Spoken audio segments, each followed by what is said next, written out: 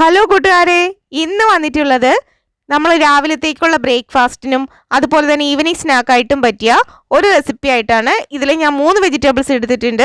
Cauliflower, carrot, beans.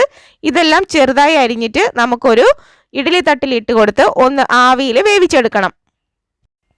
നമുക്ക് ഇടയ്ക്ക് തുറന്ന് നോക്കിയിട്ട് ഇതൊന്ന് മിക്സ് ചെയ്ത് കൊടുക്കാം. എന്നിട്ട് ഒരു 2 മിനിറ്റും കൂടി ഇത് വെക്കാം. ഇത് ഒരുപാട് വെന്ത് പോകേണ്ട ആവശ്യമില്ല, ഒരു 80% മാത്രം വെന്താൽ മതി. ഇപ്പോൾ വെജിറ്റബിൾസ് ഒക്കെ വെന്ത് വന്നിട്ടുണ്ട്. ഇനി നമുക്കിതൊരു പാത്രത്തിലേക്ക് എടുത്ത് മാറ്റാം. ഇതിലേക്ക് നമുക്ക് കുറച്ച് ഉപ്പിട്ട് കൊടുത്തതിന് ശേഷം ഒന്ന് ഇളക്കിയെടുക്കണം. അപ്പോൾ നമുക്കിതിലേക്ക് ഇഞ്ചി ചതച്ചത് ചേർത്ത് കൊടുക്കാം. ഒരു സവാള പൊടിയായി അരിഞ്ഞത് ചേർത്ത് കൊടുക്കണം.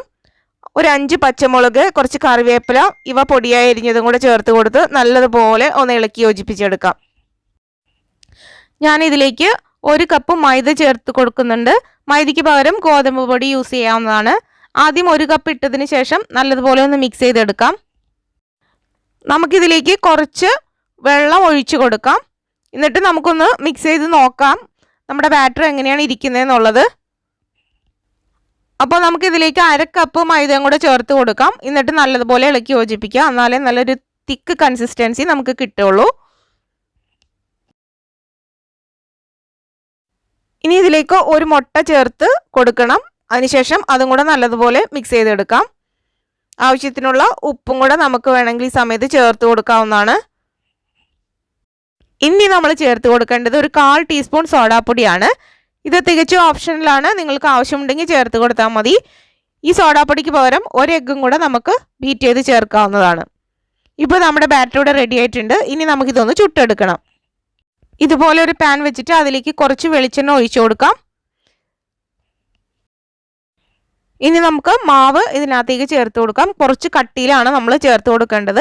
ഈ ഒരു ഷേപ്പിൽ കിട്ടാൻ വേണ്ടിയിട്ടാണ് ഇതുപോലെയുള്ള ഒരു പാൻ എടുത്തിരിക്കുന്നത്. നിങ്ങൾക്ക് ഏത് ഷേപ്പിലുള്ള പാൻ വേണമെങ്കിലും യൂസ് ചെയ്യാവുന്നതാണ്. ഇനി മൂടി വെച്ച് ഒരു 10 മിനിറ്റ് വേവിച്ചെടുക്കാം.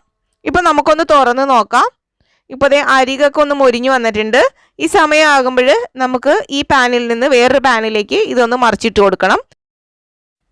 ടോപ്പ് സൈഡും നല്ലതുപോലെ മൊരിഞ്ഞു വരാനാണ് നമ്മളിങ്ങനെ ചെയ്ത് കൊടുക്കുന്നത്. ഒരു 2-3 മിനിറ്റ് കഴിഞ്ഞ് കഴിഞ്ഞാൽ നമുക്കിത് സെർവിങ് പ്ലേറ്റിലേക്ക് മാറ്റാവുന്നതാണ്. അപ്പോൾ ഇത് ബാറ്റർ തന്നെ ഞാൻ ഉണ്ണിയപ്പച്ചട്ടിയിലും ചുട്ടെടുക്കുന്നുണ്ട്.